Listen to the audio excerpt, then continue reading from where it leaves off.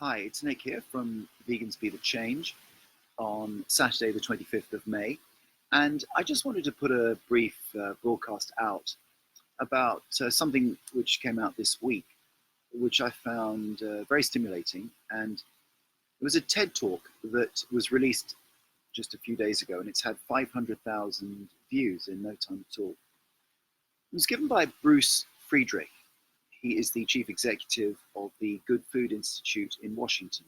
I've written about them in the past, and they are very, very involved in the new meatless meat movement, and in terms of providing venture capital and promoting and so on and so forth. They're absolutely at the epicenter of the new growing food industry, which is about people in laboratories deciding how to make things that look and feel and taste like meat and cheese and so on and so forth. And Bruce Friedrich, he gave a TED talk, and it was entitled "The Next Global Agricultural Revolution." And the key point of it was that meat production is actually destroying our planet and putting our global health at severe risk. Now, that's not new, and I don't think that'll be news to anyone listening to this, but it was certainly the conclusion of a 2019, earlier this year, of 30 of the world's top scientists put this information out after a huge 3-year study into global agriculture. And one of the study's authors said, and I quote, "Humanity now poses a threat to the stability of the planet, and that this requires nothing less than a new global agricultural revolution." And I think that's something that's of great interest to people following the vegan movement, because people who choose not to eat animal products are, by their actions, helping create that new agricultural revolution. So as a planet, we have been warned that the current existing agricultural system simply is unsustainable. So the question is, will our political and business leaders take up the mantle? My first reaction is to say, don't hold your breath. It's not going to be an easy process. There are so many vested interests at stake. But as is pointed out in this talk, it's absolutely critical this does take place. So Mr. Friedrich pointed out, this is not new information. Just to quote a few, the 2018 journal Nature, in 2017 Bioscience Journal, 2016 the National Academy of Sciences. These groups and publications have all said pretty much the same thing. So taken together, what do they conclude? I mean, they all talk a great deal about climate change, and we all know a great deal about climate change because it's on the news most days. And people say they'd want to deal with it, and they go to recycling centers and, to not pollute the planet further, trying to reduce carbon footprint. I think climate change is well etched in our consciousness. But the other second part, there's a twinned emergency that Mr. Friedrich talks about. And the second part is the other equally big threat is antibiotic resistance. And why that's specifically relevant to people in the vegan movement is that, of course, farm animals are fed absolutely massive doses of antibiotics. And they cause bacteria to mutate into superbugs that threaten to render antibiotics obsolete within all of our lifetimes. And the antibiotics don't themselves mutate into superbugs, so they actually create the superbugs. Now, he said in the talk, if you want to scare yourself, go and Google the end of working antibiotics. I did that earlier, and believe you me, it's not for the faint-hearted. Because we're firm believers in individual action, and consumer demand being a great driver of change.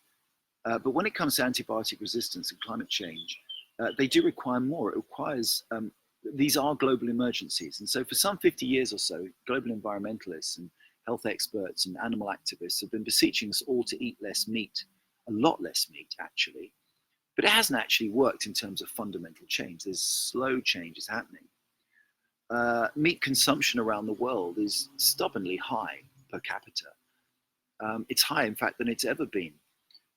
Americans have always traditionally loved meat, and there's a wonderful acronym for the standard American diet, which is SAD, S-A-D, the Standard American Diet. So make no mistake about it, that is exceptionally sad in many ways. So last year, the average North American ate more than 200 pounds of meat. So there'll be quite a few vegetarians and vegans out there who haven't eaten any. So presumably that means there's an awful lot of people eating a heck of a lot more than 200 pounds. And the way the world population is going, the planet's going to have to produce 70 to 100% more meat by 2050. Now, quite frankly, that's a global suicide note. It really is. It's just ridiculous. It cannot possibly happen. The life on this earth isn't sustainable on that basis. So what's the solution to that? Mr. Friedrich's idea is that then it has to be that we have to produce meat that people love and in a completely new way, which would involve plant-based meat and cell-based meat. Because, I mean, people like me, I don't personally need to eat plant-based things that look and taste like meat. I'm perfectly happy to have a curry dal and brown rice, but I'm not normal in that regard, obviously. So the overwhelming majority of people do need to eat something because they've been hypnotized into believing that that's what you have to eat, something that looks and feels and tastes like meat, some sort of vegetarian or vegan patty that looks like it's got blood in it and so on and so forth. Well, okay, that is actually happening. There is a huge trend of that growing meat, in inverted commas, from plants. And and that is happening. And absolutely, there's nothing wrong with that, and a lot of people are buying it, and it's a great thing. And there's more and more companies doing that. Impossible Foods and Beyond Meat, of course, are blazing the trail, and Beyond Meat just had an IPO last week, and its stock market value is 3 times higher than it was when it launched. And all the existing food companies are going into this headlong, and some vegans are saying they don't want to support those companies and so on. But the fact is they've got to get involved in this because they're being left behind. And Mr. Friedrich thinks that we have to bring those people on board and not stand on the sidelines and sneer and criticize them. And for example, Burger King put out a video not so long ago. They introduced a vegan Whopper. And if you have a look at their marketing video, all the faces on the people, they ate their burgers, and when they were told it was actually a vegan burger, their faces were quite something to behold. They were so surprised. It's really, it was quite amazing. So that is proceeding and going well apace. But the second strand of that is he's talking about developing actual animal meat grown directly from cells. So wait a minute, what does that actually mean? It's rather like what he calls your friendly neighborhood meat brewery. It entails growing cells directly instead of growing live animals. So in theory, chicken cells could be grown in about 6 days, as opposed to about the 6 weeks or so that it takes to grow a chicken to a suitable weight to slaughter it, to then eat it. So that, of course, the traditional thing, it allows animals to come into a sentient life form in order to live out a truncated lifespan, in order to be ritually slaughtered and put on our dinner plates. But there are now dozens of companies actually growing animal meat from cells. And it's not yet been commercialized, but it's happening. And it seems like there's a few years away, but that is being developed, and a lot of money is being put into the research and development from that. And the point that he's making with both of these alternatives, the key thing is there's no need whatsoever to have any antibiotics at all. None of the antibiotics going to the animals, none of it going into the water stream afterwards and coming into humans afterwards. And so this will greatly reduce that problem. And he points out that both of these technologies are actually a lot more efficient, and therefore, theoretically, production costs should be far cheaper. But there are, of course, roadblocks ahead. The plant-based companies have spent small fortunes on their research and development to produce their bleeding burgers that look and feel and taste like a traditional hamburger. And as I said, the cell-based meat hasn't yet been commercialized.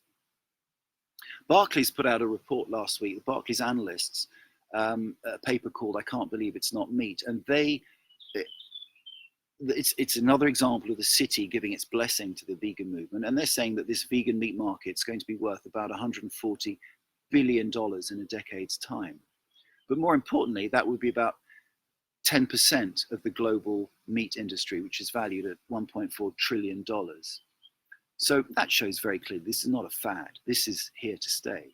But looked at in terms of the global emergency that Bruce Friedrich and the Global Food Institute were talking about, that kind of growth rate just simply isn't enough. Capturing 10% of the global meat market by 2029 will be quite something, no question about that.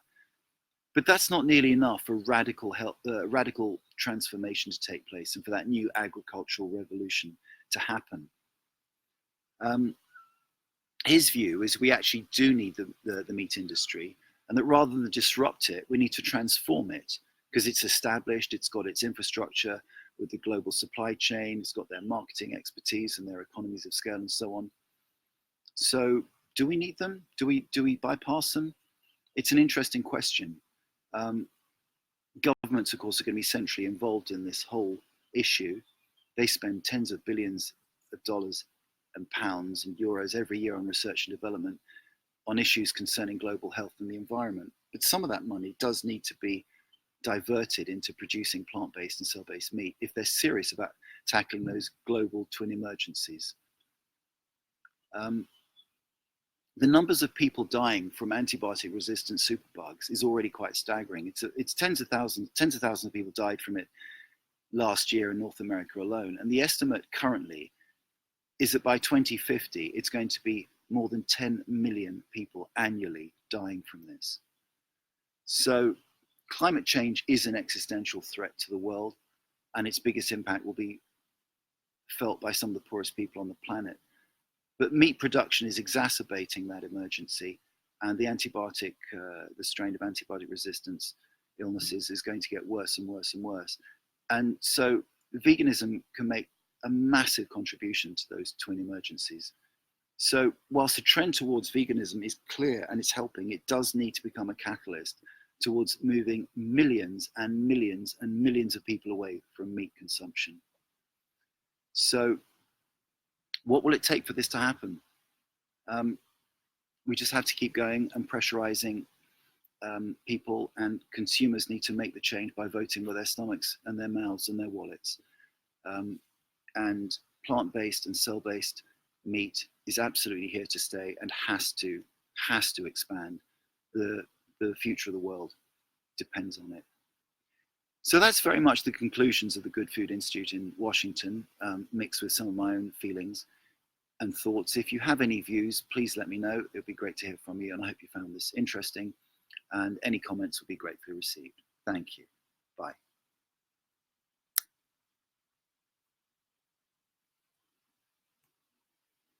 Having problems switching my computer off.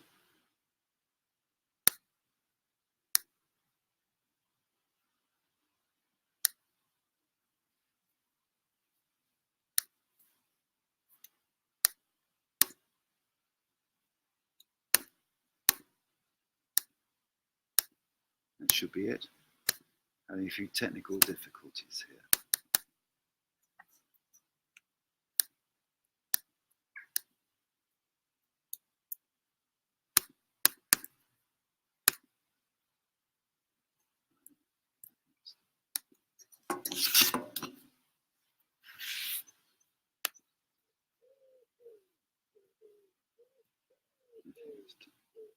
Okay, please, let's start. You can say hello to me, you know. You can smile at me. You can be human. That's why people watch lives, because they're real people. You smiled. You smiled, Peter, today. No, I was in the middle of doing this, and You